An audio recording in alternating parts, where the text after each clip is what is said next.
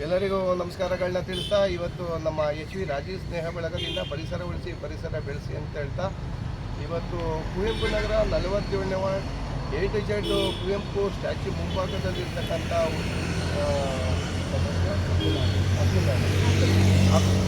ತೇಜವಣ್ಣ ಮಗಳಾದಂತಹ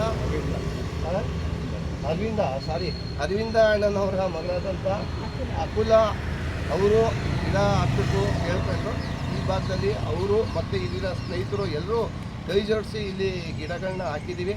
ದಯವಿಟ್ಟು ಪರಿಸರ ಉಳಿಸೋದಕ್ಕೆ ಇದೇ ರೀತಿ ಎಲ್ಲರೂ ಕೈ ಜೋಡಿಸೋದೇ ಸಾಧ್ಯ ಅಂತ ಹೇಳ್ತಾ ರಾಜೀವ್ ಸ್ನೇಹ ಬಳಗ ಯಾವತ್ತೂ ನಿಮ್ಮ ಜೊತೆಗಿದ್ದೀವಿ.